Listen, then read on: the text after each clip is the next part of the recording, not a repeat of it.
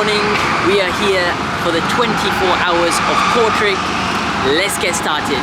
Vinden jullie de laatste versie van het reglement? Daar zijn nog een paar aanpassingen in gebeurd, maar de basis is 100% hetzelfde. Op de laatste pagina's van het reglement staat waar de specifieke aanpassingen gebeurd zijn, mocht iemand dat specifiek willen opzoeken. Right, kart numbers are in. So there's going to be one lap with kart 10, one lap with kart 8, and one lap with kart 7. And then they take your average lap time, and that is going to be your qualifying lap time.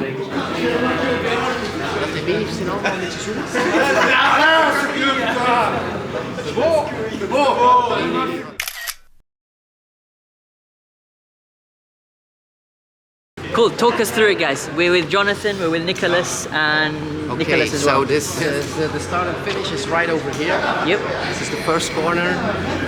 You have the scoreboard here, or the timing board. Yep.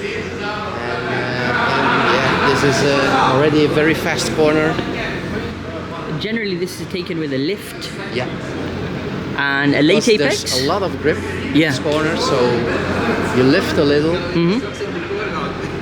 And you take sort of a late apex here. Yeah. So you can go in a straight line to the next corner.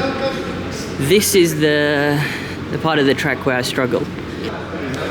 And it's a fast right into a double hairpin style corner. So It's very technical. It's very technical. very tricky. So basically you're saying to go further to I the follow right here over a here. little bit. Towards the right. First you click to the right, not much. The second one. You want to just clip that. Yeah. Because some of them go straight for this pole. Yes. They don't do it. It's deceiving because the first few laps I thought, oh, you can take this flat out, but then I realized if you lift about here, is it the beginning part? You The can corner? take it flat out, but it will either bounce Yeah. or you will end up too much on the Into right. that barrier over Barrier, there. Yeah. Yeah. Now we're heading to the dark That's part the of the most track. difficult So one, behind in us, my opinion. most difficult part. Yeah. Because I agree. If you mess this one up, you mess up the entire straight line. Yep, that comes and after it. Here you can lose easy 3-4 tenths. And It's so low. It's also difficult because Yeah. it's, you drive into a dark hole. A dark hole, and you gotta crash to get in. This is really low. Not much lighting over here as well. A lot of grip. And you go for a late apex, just where Nicholas is there. Boom. Late apex. So this is the long straight you're talking about. Yeah. And to be fair, this exit barrier is a lot tighter than it looks. Yeah. So if you get the corner wrong, you can just bump into it and then it messes up your run. Here, you lose time. You lose time. Where do you brake over here, since we're on track now? Somewhere over here, I start braking, and here you're already turning. Yeah. You're already launching your cart into the corner, Late apex and you Boom. have to be close here. on the right, yeah. Yeah, and go almost a straight line to this one. Yes, If this is you where I'm struggling. miss the apex here, you end up here, and you have to drive an extra. You have to make an extra turn to get around this one. Correct. And it gets tight over here. This is normally single file on entry at least. Yeah. It's quite high up over here, actually. And it's bumpy. That's the main thing over here. This is the bumpy section. Carrying lots of speed to a sharp hairpin. You would say that you have to go a little wider to take this one. Yeah. But actually, because there's so much grip here, everyone takes it quite close. Quite close, and that's what I noticed. Yeah. Final part of the track now. The track is cold and the car is cold. Yep. Go a little more on the outside, but still not completely to the outside. Take maybe here, and then as the track and the tires heat up, Yeah. you will go closer and closer and closer, but also not completely against the barrier. Yeah. But Do you take some of the curve over here? yeah, On the I right? touch it a little bit, Yeah. but I don't think that it slows you down because you don't hit it horizontally. Horizontally, exactly. You sort of go with it. Yeah, and I think during the race, because many will do it, it will move up. It'll actually get quite a bit. shifted, yeah. Then this one is also, you think you have to go very wide, Mhm. because there's a lot of track, but it's also a very good overtaking spot. Good open, yeah. good overtaking spot. I remember in practice people dive bomb over If the here. guys go a little bit wide, then you can just from the chicane go one straight line till here, and you can outbrake them. 12:15. 12:15. Qualifying is starting in 15 minutes, so we need to get ready. And just quickly explain the format, the unique format of qualifying for this. So for competition. the qualification, we had to draw 3 cards, Yeah. 3 random cards, and we need to assign 3 drivers. So everyone chooses the 3 fastest drivers of The the 3 teams. fastest drivers. They all need to drive 1 hot lap. Then they add the 3 laps and divide it by 3, and then the team that has the best average lap from these 3,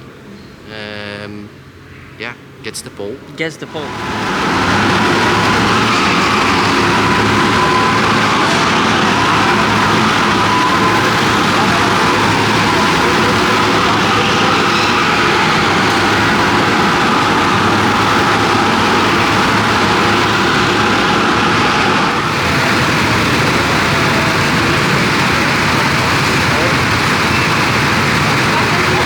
Now I'm adding all the lap times. Yep. Just to then combine Q1, Q2, Q3. Perfect. Put it in Excel, it calculates automatically.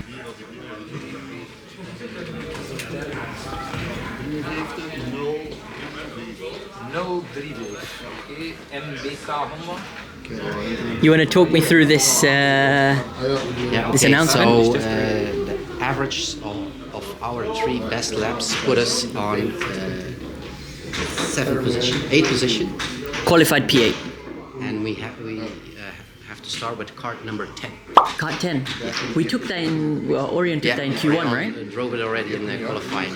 So it's not the best cart. Then Yeah. we have 11, it's also a bad cart. Yeah. 12 is a bad cart. Okay. But the good news is the last 3 hours, Yeah. it's cart 5, 6, 7. So hopefully the last 3 hours we can still push. We can still push. So this is our carts for the race. It's decided. Yes. You have to remember M if you are driving. Yes. When you are driving, Yeah. they will, when the cart changes window opens, Yeah. they will start showing the letters. They always start with letter A, Okay. and when they show your letter on track, Yeah. you have to immediately enter. Gotcha. It'll be a board they put up like with Yeah. your letter. You Okay. have to do sign that you've seen the board. Yeah. And you got to do acknowledge. Gotcha. But they will really put it in Point your it face. at you. They'll point it at you. So, Yeah. and then if you miss that, you get a penalty. I think you not can do 1 extra lap. If you miss it, You won't very have a first time, penalty but the first time, second time, but then they will smack the sign at you. On your visor. He'll reach over and smack it. because the entire cart's rotation is messed up. Yeah. One person doesn't come in. Yes, exactly. Well, they have to stay on schedule for this. Do you think we got a good draw then, based on these numbers? I think so. So it's sort of average carts at the beginning, and then it gets Yes. faster for us. Yeah. So Faster. You have faster cars in the night also. yeah, Because you cannot do a driver change during the cart rotation window. window. Okay. Orion. Dan de 13. Maar de 14 is UTM heren, die had ermee gereden, 95, ook wel de hobby. ja, oké. 14 nu? Wat is dat plaats met de extra weg? Kan erbij schrijven, dan ook met z'n. Ja, daar gaat een blad.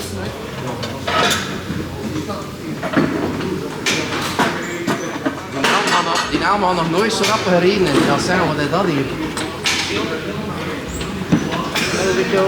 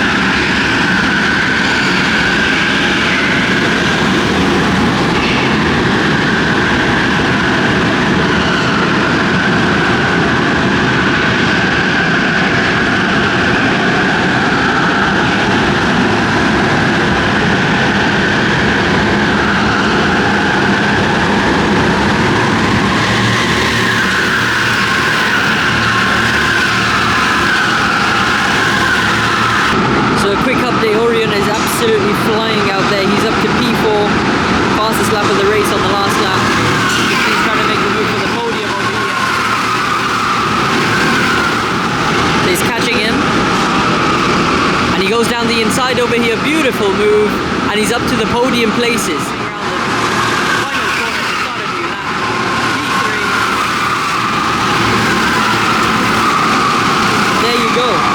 Taken him 10 minutes to make up 5 positions. So, Jonathan, we are how many minutes or hours in? We're 1 hour and 40 minutes into the race now. 1 hour and 40 minutes. Quick update with Orion. Updates. Orion is driving at P5 now, so he lost 1 place with his carts. Yeah, he changed the car.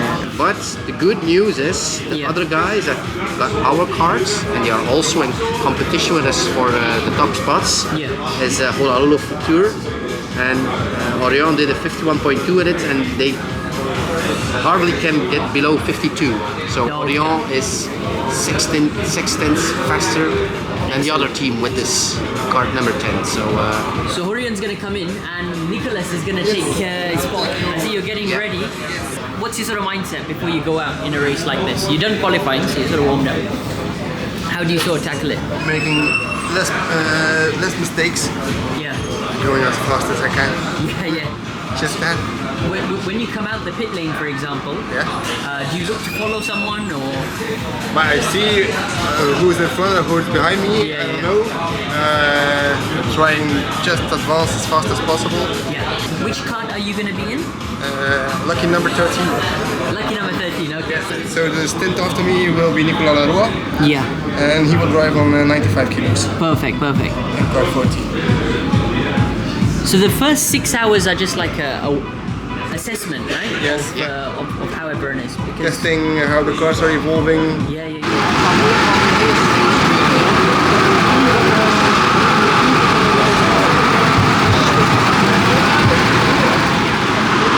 So he's going to look for 1 minute 11 or 1 minute 10?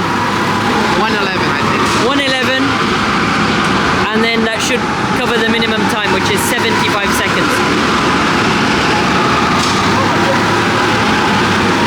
So 10, 11, and he's off. Boom. We'll see cart skins 116.1. Wow, that's decent. That's decent. How's he doing? Yeah, amazing, I think. Make a stint, yeah? Super consistent, 51.5s are his worst laps, and Wow. his fast laps are 51.3. 0.3 he got? Yeah. Amazing. So we're still P5 Yeah, on but the... we're catching P6 now. We're catching P6. When he started, there was a 20-second gap. Okay. And now there's only, let me see, 6 seconds. 6 seconds. So we won 14 seconds. In 1 hour we won 14 seconds, yeah. He was rapid. Less than 1 hour. Less than 1 hour so far. So what's the plan after this now? He's gonna pit in. Now Nicolas Leroy will be driving, and he will do a stint on 95 kilos. 95 kilos. So probably we will lose some time again. Yeah, sometime again, okay. But yeah, everyone has to do it. Everyone's got to play their part, yeah. He'll be pushing, I'm sure. Yeah. He's a fast driver as well, and I'm sure at even on 95 kilos that he will be below 52. He'll be below 52, excellent. Wat deed Tom, zoals lange Nicola? Als groot houden.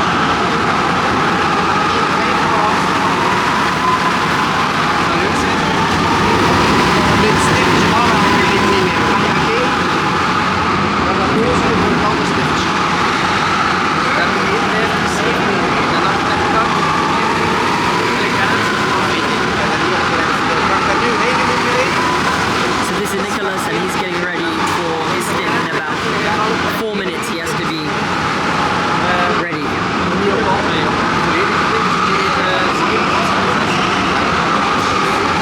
World champ. We got the double world champ in the kart skin suit. Yes. And he will drive on 95 kilos because he has the band. Yeah, he has the band on his left arm.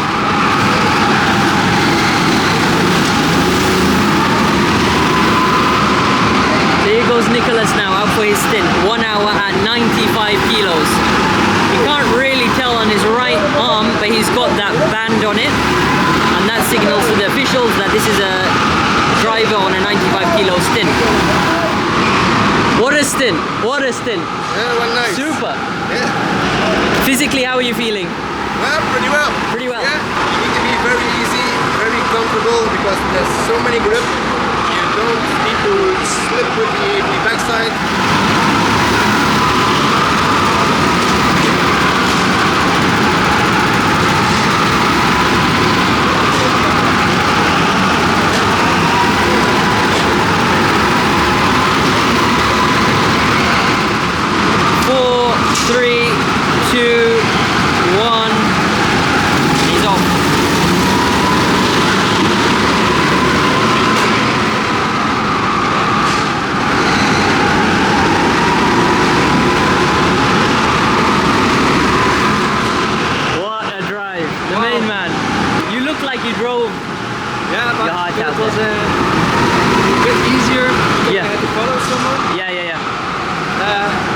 Together? Yeah, a little bit. I didn't think I was quicker.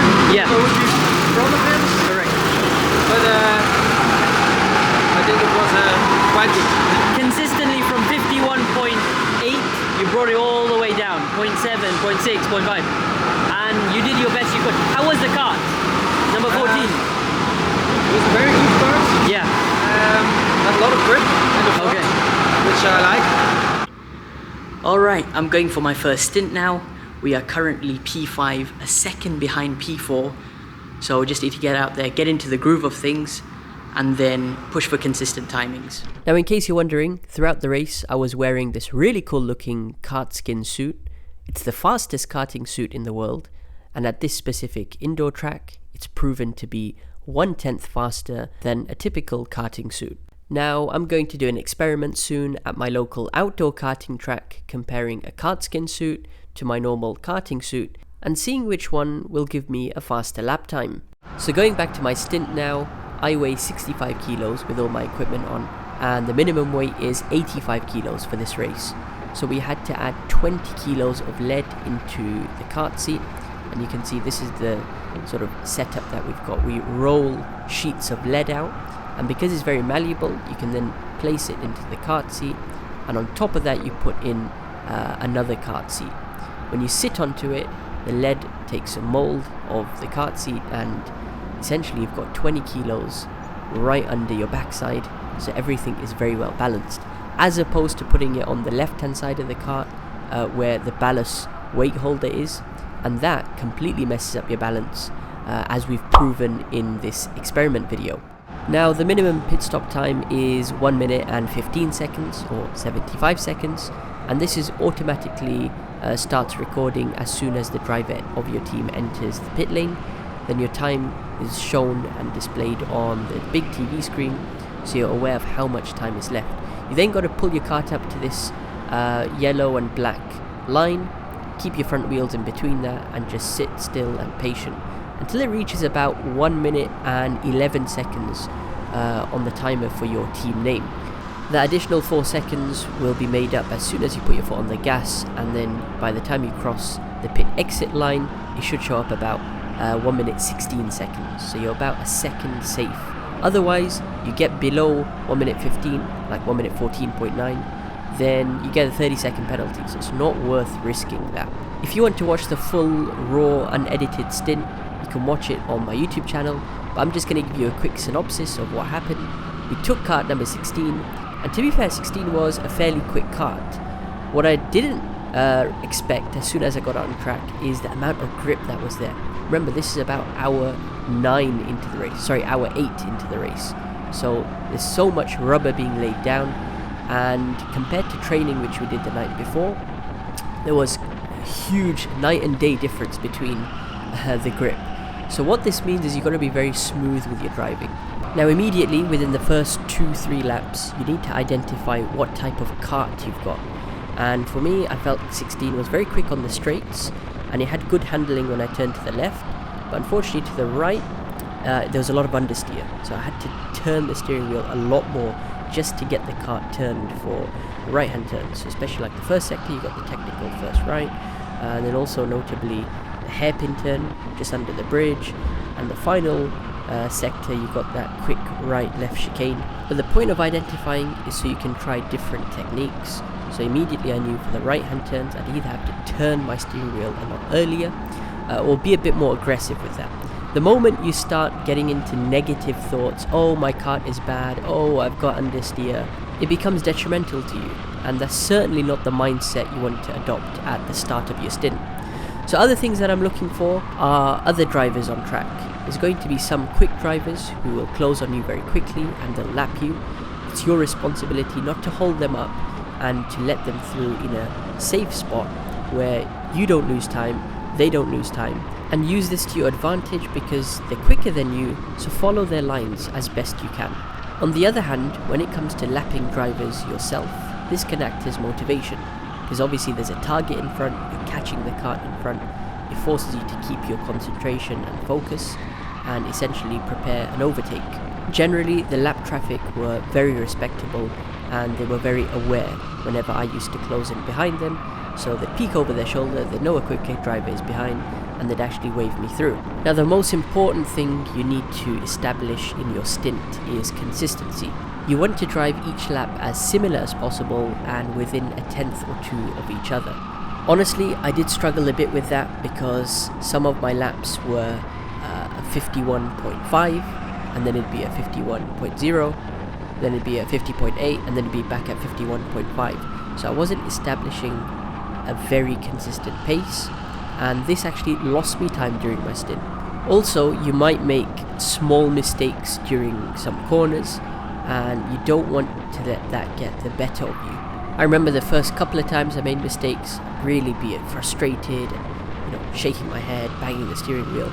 But the moment you let negative thoughts take over, you actually get out of that flow state, which is what you need to be in during an endurance stint where you're pushing, you're right on the limit, and your lap times are very consistent.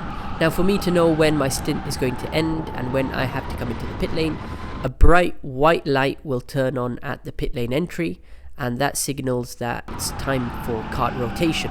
Kart rotation is done in alphabetical order, so each team was assigned a letter, A, B, C, etc.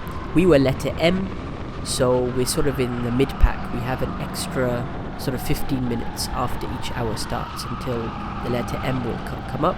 Now when it's your turn, a marshal will very clearly hold out a board with your letter and point at you, so it's very clear that you have to come in on that lap. You have to acknowledge and then make your way into the pits.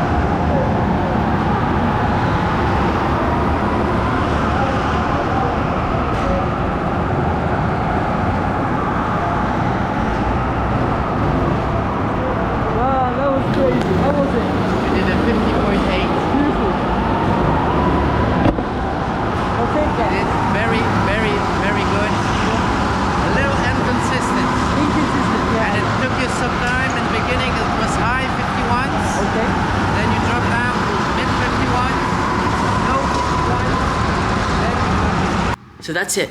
My first stint is finished. I'll tell you what, it's a lot more physical than the practice sessions. Towards the end, my arms you can feel it in the arms now. And my right foot, because a lot of this track is throttle, is cramping a bit.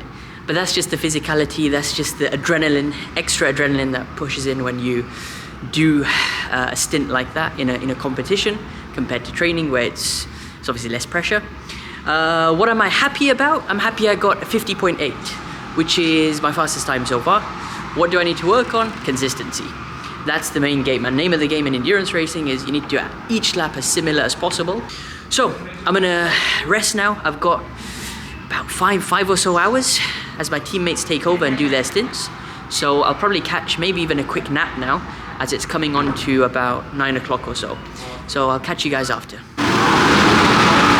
Orion's finished his stint, and it is Nicholas in the yellow suit going out for his. It's a mega stint by Orion. Let's just bring up the timings. You can see we're currently sitting P4 with the fastest lap of 50.1, which is absolutely unbelievable by Orion. Mega double stint, very consistent. Nicholas is just going to check his weight now, make sure he's at 85, and he looks good to go. So kart 21 for the midnight stint. So we're back in fourth position now.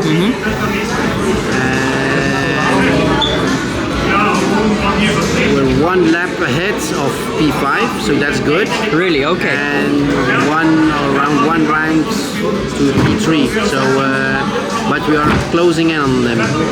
We're closing in on P3. Yeah. So far, the skin suits are working wonders. It has to be said, yeah? Yeah, because if you see, we have the fastest race time from the entire race, 50.1.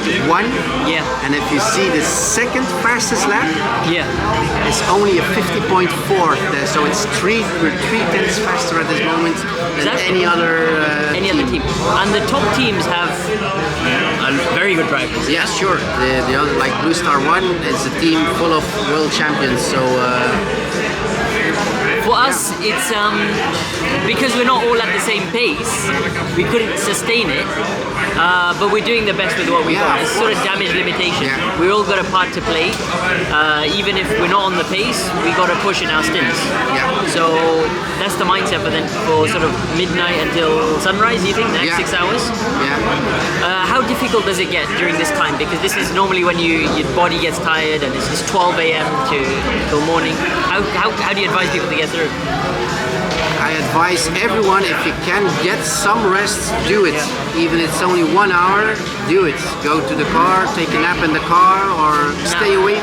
24 hours, it's not good, I think. It's not good, yeah. If you then will drive a stint, at the end, you will make mistakes. At least the focus won't be there. So try and get some rest. I'm gonna get some rest as well, maybe before my stint. I'm up in a couple of hours. Jonathan I have is to up drive in 2 hours, so I will stay awake. Yeah. And then I will try to do a 3-hour nap. Perfect. Super. Let's catch up next. It is 12:25 a.m. and I am shattered. Yep. So we got a stint coming up for myself in 2 hours time. I'm going to bring up the live timing for you guys so you can see how we're doing. So, boom. Still in P4, chasing down P3 Blue Star Academy. And we are going to do another stint on 95 kilos. So, Nicholas, who is our driver for 95 kilos, is going to do it.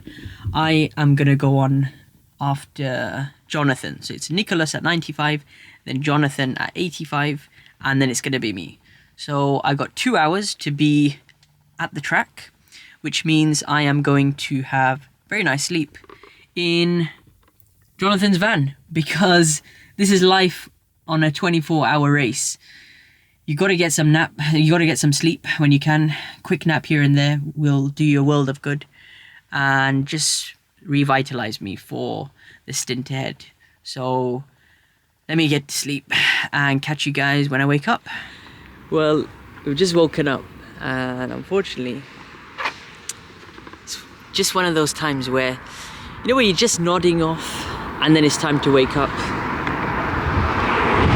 Nearly got run over there. It's time to wake up. Nicholas, I'm just saying that. You know when you just go to sleep? Yeah. And then it's time to wake up. That's exactly what's happened now. Fill me in. What's happening now on track? What did I miss? I had kart 22. Yes. It was supposed to be a good kart, but there was some damage on it. And Yeah, I noticed with the timing. They made it. They fixed it.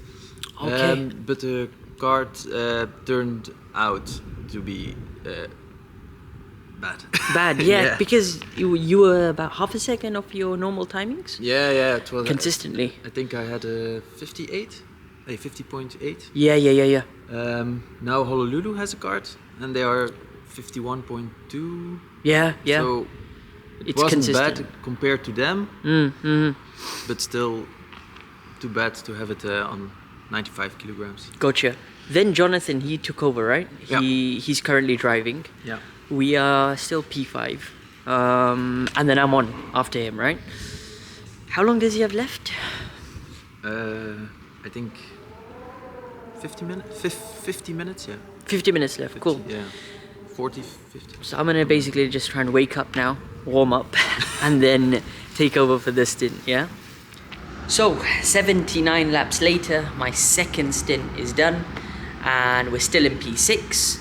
So you can see on the live timing, we're still P6. When I started my stint, the gap to Traxxas in P5 was 15 seconds, and I lost about 20 seconds. So at the end of the stint, the gap was 36 seconds. So that's just, pace compared to the other drivers. Need to find some pace. But now we got Orion, who is the quickest driver on our team and currently on the track.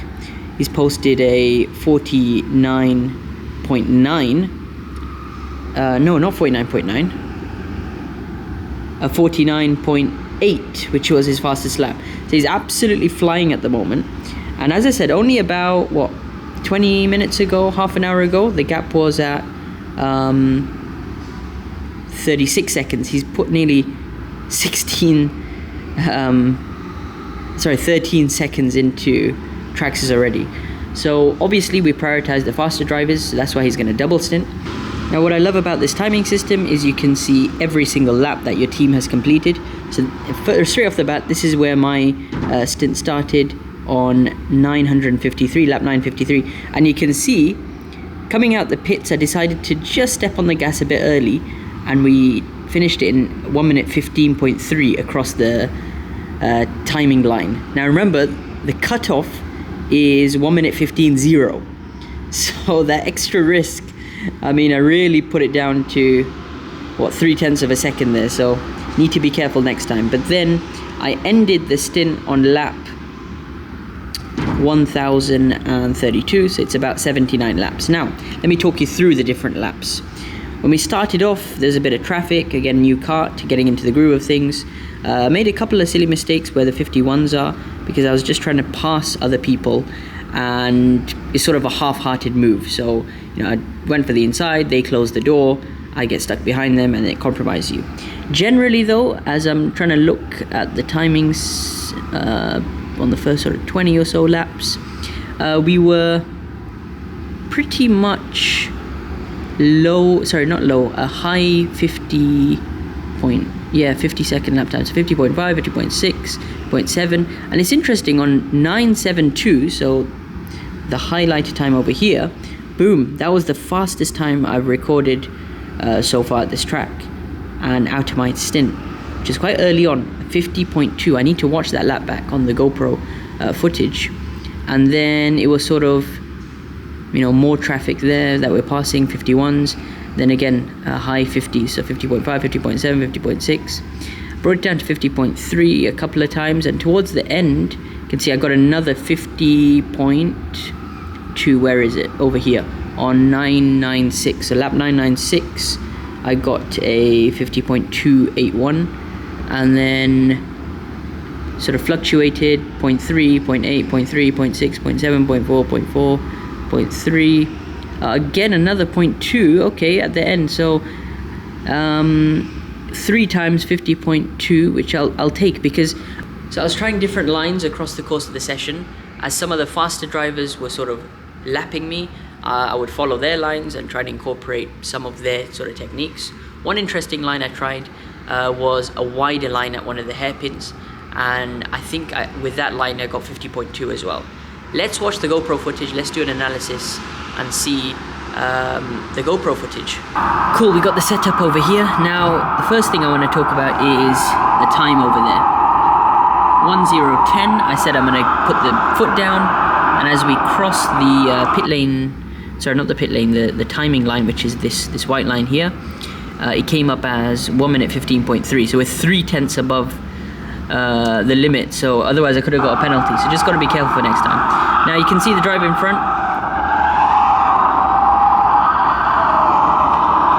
You'll notice he's got orange and black liveried suit, or equipment rather, everything, helmet, gloves, everything. And he's going to be an interesting driver because he's quick, and I was just trying to close him down and follow him, but we approached a bunch of lap traffic. So what you'll notice is very quickly, about here, yeah, you can see there's a big pack of about 4 or 5 karts that we're catching, and this is where I lost time.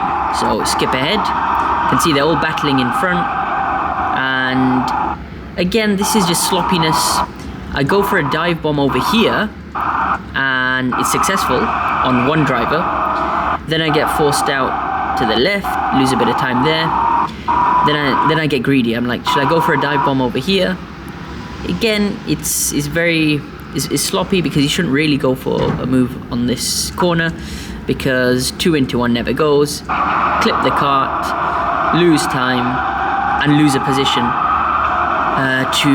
This was a quicker drive anyway, but again, that's just a valuable second or 2 just lost there. Driver down the inside, dive bombs, and I follow him through. So now I'm just trying to stick behind, follow this guy's line. He seems quick, and also get used to kart 25. See, this car had a lot of grip, is very sensitive, and you can see small things like that. Let's just rewind back to the chicane. So on the previous kart in my first stint, as I turned to the right for a corner like this, I had to turn quite early, as you can see I'm doing, because there was just way too much understeer. So by habit, I did an early turn in over here, and you can see how much more grip there is and how much better the steering is, where I turn early and boom, I'm having to correct myself, do a correction because I'm nearly hitting the barrier. So I have to open up the steering wheel again, do a correction, and small things like that, you know, cost you a 1/10 per corner, so you can imagine. Now, the guy in front is pretty quick, and he eventually sort of pulls away. However, it's always good to keep a target in front. So generally you're going to be lapping drivers, and the drivers in front are slightly slower, so it keeps you motivated to keep pushing. And next up is the guy in the orange helmet and blue suit, and a whole pack of other karts as well, I think 3 or 4 karts. So it gets quite tight going up the bridge, and normally people let you through on the way down. So you can see, boom, the guy in the black helmet over there, or black suit, lets him through.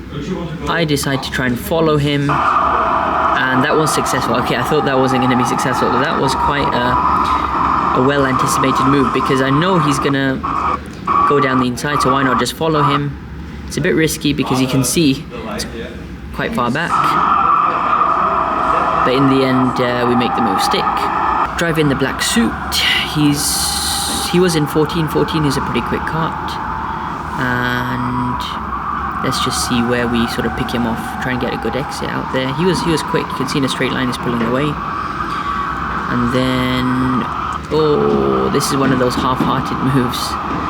Yeah, I don't know, look, he peeks over his shoulder there, so he knows I'm behind him, and then he opens the door. You can see here, look, he's going really wide. So I'm like, well, might be letting me through, dive it down the inside, bit of contact there, put my hand up to apologize. I don't know if he was letting me through or not. And a similar incident happens with number 2 in front. So this was the interesting phase of the race, because got number 2 in front, and I'm gaining on him in like sector 2, but then I lose it through sloppy mistakes. Watch, this is a sloppy mistake. You'll see me lean back as well, lean my head back because I'm frustrated. Again, shaking, lots of juddering through there, and on exit, you know, you nearly clip the barrier. frustrated, shaking my head. But in these kinds of moments, it's best not to dwell on it too much. Just move on and make sure on the next lap you rectify it. You've got to think like that, rather than, you know, hitting the steering wheel and getting frustrated. Just focus on the next corner and make sure the next lap you don't make that same mistake. That's generally helped me. So you can see the gap is maintained to about a couple of seconds. But see, we're closing on him through here. But then he pulls away towards the middle part of the track. Now we're really catching up to him. And I'm going to see if I make a move or not. Oh, we do make a move. Okay. So, okay, this is the first time that we make a move. So look, he goes very wide, we make a move. Dive bomb down the inside, very, very simple. Now what actually happens is I think, oh, I'm clear. You know, I'm through, I'm scotch-free. But actually what's going to happen now is in a few laps time, he somehow gets back to me. He probably followed my line. Passing another guy. Let's just see when he passes me back. Boom, yeah, over here. Looks out of nowhere. Get a bit of a bump. I think it's someone faster, so I point to let them through. And as they go through, I'm like, oh, it's the guy in the orange and black. So I'm trying to think, hold on. He's either at my pace, which it turned out he was for a bit, and I was just trying to learn his lines. What you'll notice, he actually opens up the gap. This is a phase of the race where I'm not very consistent, so I'm behind him, make a couple of mistakes, and you can see he's pulling away by a couple of tenths each lap. Look, the gap is getting bigger and bigger and bigger, and it really opens up. Now, for me, the only motivation was to catch the lap traffic in front of him, so I said, you know what, he'll get held up by that, let me push consistent laps. And in the end, he passes the guy in the blue. The guy in the blue lets me through. Now this was very funny as well, because I'm like, oh cool, he's acknowledged that he's a slower driver and he wants to let me through. And I feel another bump through the first sector. I feel a bit of a bump, and then I'm like, oh, it's a faster driver. Oh no, it's not, it's the guy who I just lapped, and then I let him back through. So I said, really wasn't focusing much in this phase of the race. Reason I'm talking quite quiet is because people are sleeping over here. So yeah, gotta be quiet, gotta respect. I mean, I analysed his lines for a lap and I said, well, I'm clearly quicker, let me just dive it down the inside now. And the moment I dived down the inside, I said, enough, no more messing about now, get on with it. Stop making silly mistakes, stop being inconsistent, just push. And you can see the gap to the guy in the orange and black is huge now. Before he was a couple of kart lengths in front. So that was the target now. Essentially what I did was I'd be a lot closer to the right hand side. You see how I open up the angle of the corner there? There's so much grip on the track, you don't understand, it's crazy. And that minor adjustment of staying tight actually gained me time. Let's see if on the last clip you can see I'm staying tight. I flick it to the right. You see how I'm on the right hand side of the track now? Enables me to open up the angle of the corner for the left and flick it to the left. It's all about that flick, and as you flick it to the left you get grip. And now we're catching up to him, you can see. Let's see if the GoPro caught the overtake. I don't think it did, you know. Oh, we're right there. Yeah, look at that again. Nice exit out the hairpin. I know I'm close. And if you observe the two different lines we're taking, I'm taking the tighter line, which has more grip. He's taking a wider line. You'll see, boom, the meters close on the apex, and I'm on the back of him. Now, unfortunately, yeah, the GoPro died right when I was about to overtake him. So it recorded about 40 minutes of the stint. But essentially, I overtook him in the end, and then I got lapped by one of the Blue Star Academy drivers who was in third position.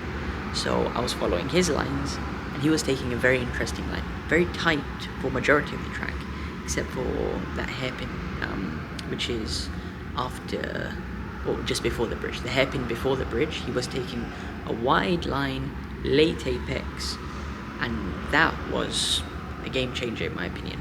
Very interesting. But the rest of the lap, very tight, very tight, very tight, in the middle of the track. Now I made a video months back, actually last year, about wide line versus narrow line. Now I did that at a slippery indoor track with electric karts, but I thought when I did that experiment it was specific to electric karts because they have more torque and you reduce the meters. However, I've learned that Kortrijk, this track, petrol karts, when you have more laps and more grip, the wide line versus narrow line theory applies as well. So I'm fascinated, I'm absolutely gobsmacked because the tighter line is faster than the wider line when there's more grip out on track. And you'll see the guys who are in first position, let's go over to the live timings. You'll see that the guys who are in first position, first down to third, but generally the top drivers. Even Orion, who's in our team with the fastest lap, 49.8, they take tighter lines at certain corners. So a quick recap anyway, we have got 8 hours and 15 minutes to go. Currently the time is 5:45 in the morning. I'm going to drive one final stint, probably about 9 o'clock or 10 o'clock. And then we've obviously got the other drivers in our team to do more stints. So our driver Nicholas, who is at 95 kilos, has 3 more stints to do. Then the other Nicholas is going to do a couple more stints as well. He's actually resting now, he's taking a nap. He's done a lot of the evening stints. We've then got Jonathan, who's going to do one more stint in the morning. And then we're going to leave the rest to Orion. Orion is the quickest driver over here. So to maximize race strategy, you got to leave him out on track. And he's pretty much going to double stint every time he goes out. So he does 1 hour, comes in, changes the kart as per the regulation, the kart rotation, and then he'll go out and do another hour. Very quickly, fill us in on what's going on now. It's going crazy. Okay, so it's 1 hour and a half to go. Yep. Orion is driving for half an hour now in his second to last stint. Yep. And he's flying. He's flying. He's the rocket ship. He keeps improving the fastest overall lap race time. And it's not even close to the other. It's not 1/10 or 2/10. Yeah. At this moment he's 4/10 faster than the second fastest lap. So it's That is amazing. crazy and it keeps improving. Yeah. I wonder how low he will go. Well, I think it's safe to say the skin suit is working wonders now as well. Yeah, I think that's very good proof that it's faster. If the difference would only be 1/10 or 2/10, Yeah. the fastest lap with the others, but no, it's 4/10. 4/10, exactly. He'll never give up, and as he comes past on the right hand side, consistent 49-second timings, which is very, very, very spectacular.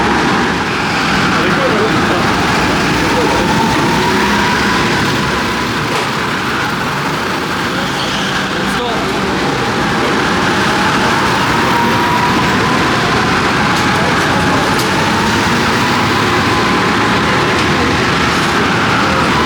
He's driven his heart out throughout the whole day, sipping on Gatorade in between stints. Now he's out for the final. Garden Bay.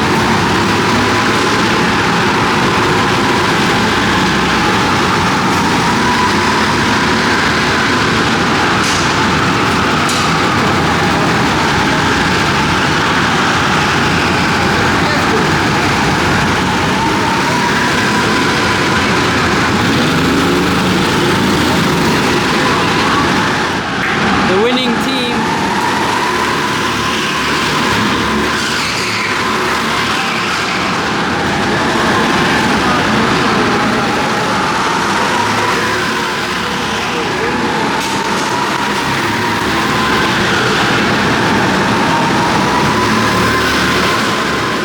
Very well done to the Blue Star Racing team.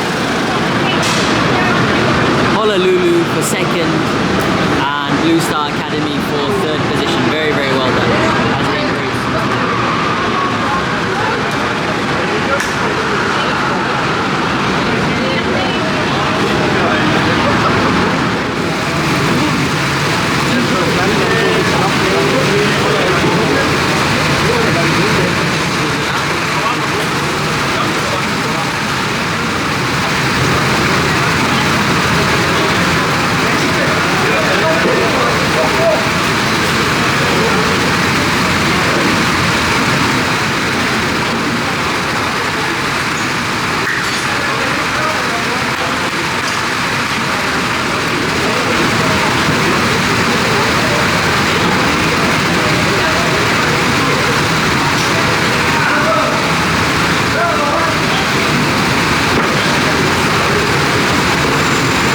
The main man is driven.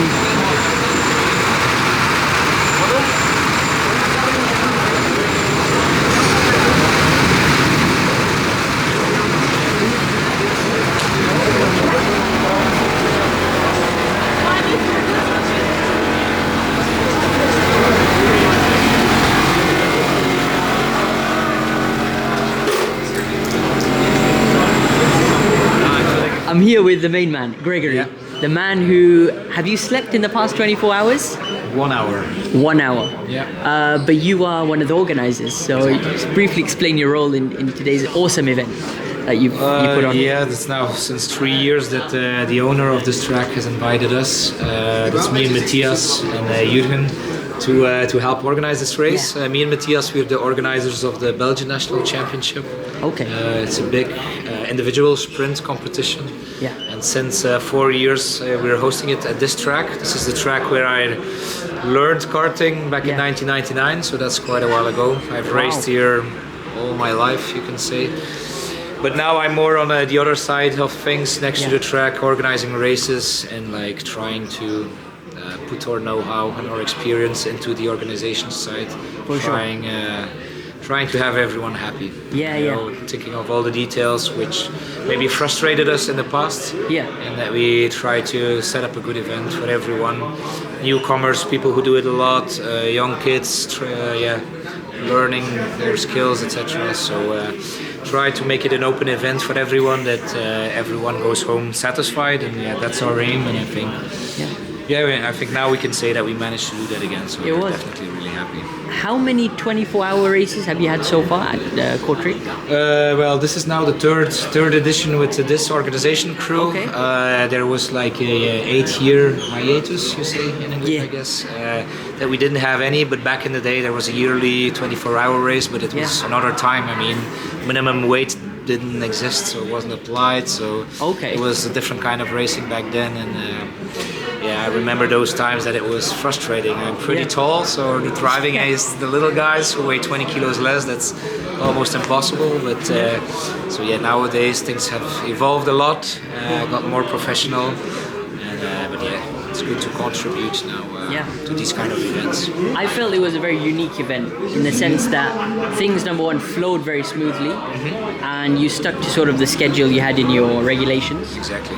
But the main thing with the regulations is the way you do sort of kart rotation. That was very unique, and the weights as well, where you have to have, I think, 5 stints at 95 kilos. Minimum weight is 85. And then obviously everyone takes each kart plus 4 pit stops, was it?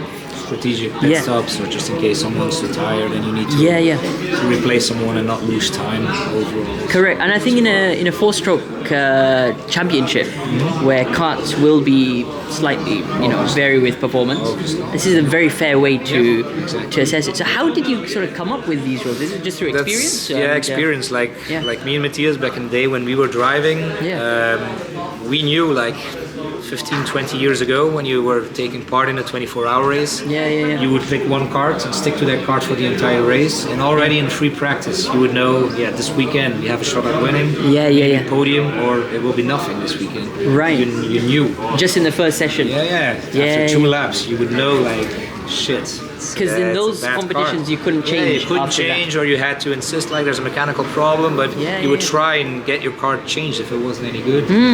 But now we try to, rotate the karts Yeah. so that people often in karting, Yeah. when they're winning, it's cool. When they're losing, my kart was this and that, and here Yeah, we know. everyone drives every kart. Yeah. And we also try to, bring the karts very close together. Yes. As you know, you can never have every kart within the same tent. That's impossible on an almost 1 minute track. Yeah. So we put additional weights. We test all the karts. Yes. Then we put the worst karts to the side, and we add kilos to the best karts, and then you end up with a pack of karts that are pretty similar. Correct. And then every stint you're out there fighting, and not struggling with a 2-second difference, which you can have, Absolutely. which we have experienced in the past. And it's a pity if you, you pay quite some money to take part in an event, and you want the organization to take it seriously. That's what we. What sort of advice would you have to people who want to get started in karting and maybe join a 24-hour race like this? Yeah, just set up a team. Learn your local track, but then don't be afraid to go for a challenge. Just set up a team, go to an event, and just look at the top guys. It's for free to watch them. Be at the side of the track and watch their lines, watch how they use the steering wheel, pedals. YouTube is full of onboard videos, That's true. getting well prepared, and that's something I would advise to everyone. It's a great sport. It's accessible for many people. Obviously, you still pay something. But it's a great way. If you're a fan of motorsports, it's you can do sim racing, but this is also the real thing. You're really racing on track against good drivers, and beating someone on track. It's a great feeling, right? So, of course. Even if it's in the beginning for P18, 19, for top 10, top 5, and then once you get to those podiums and like top results, it's a great sport. It's a great sport. So finally, what kind of season do you have, let's say for 2024? We just started the year. Are there races every month, or? I guess in Europe you have a lot of 24-hour races, individual sprint cup races. Here in Kortrijk, like the main things is this 24-hour race, and then in May you have the Belgian National Championship. That is open to drivers from all over the world. It's not exclusively to Belgians, so anyone can sign up, and it's everyone drives 5 races against many different opponents, and then the top is at 48, and the championship goes to semifinals, and then the top 16 goes into the final, and the winners go to the World Championship. This year it's on Granja Viana in Brazil. So the winners of the event get free tickets to go to Brazil. So So some big prizes, some big incentives. So get people to sign up and start training. bnckarts.be. There you go, bnckart.e. Exactly. Thank you so much for your time. You're welcome. Again. Thanks for being here. It's been a pleasure. A great race, 24 hours. We're a little bit satisfied that it's done. It's always nice afterwards to complete the race. There was a lot of fair play between all the drivers, and I think the main testament of that is that we had 0 penalties throughout the race, so that's fantastic. 24 hours, 0 penalties. Obviously something we would sign up for in advance. So a big thank you to all the drivers, everyone. We hope you all enjoyed it. I would also like to take the opportunity to thank the entire crew of WorldKarts Kortrijk. Christophe and his team have once again delivered a great job. Also all the people who worked throughout the entire race. And the bar, all the crew members who worked at the track, maybe a big round of applause for everyone from WorldKarts Kortrijk for the job they did. So thank you very much, Christophe. And now I would like to hand the microphone to Jürgen, my colleague. Also say a big thank you to Christian, to Matthias, to Jürgen, my friends who always help me out with the organization of this event. So a big thank you to you guys as well. And the winning team, Blue Star, will get a reduction for €250 for the participation next year. The first weekend of February which apparently is the 1st and the 2nd of February 2024. So, 25 of course, thank you Christoph. Alright, so just like that, 24 hours are over. The main man Jonathan, who organised this race, invited me down, set up the team. How do you assess your team's performance today? I'm very happy. If I would have known before the race that we would finish 5th, I would sign for it immediately. So, yeah. It looked that the podium was possible, but then after 12 hours it was clear that it would be very difficult. So I mean, then at the end we are 5th, only 30 seconds behind 4th, I think. I mean, the top guys are Blue Star 1. Congrats to them. Then it was Honolulu. And then Blue Star Academy. Blue Star Academy. So these are some top drivers who are deservedly on the top 3. They deserve it. I think a couple of guys on our team gave them a run for their money though. Yeah? Yeah, that's true. Like Orion, for sure. He could easily keep up with them, I think. No problem. He was even faster. He had the fastest lap in the race. So yeah, if we had 2 or 3 Orions in our team, that's it. It would have been a podium as well, I think. Well, we're happy to have tested out the suits, all of us. Yeah. I have to say it was very comfortable throughout the race.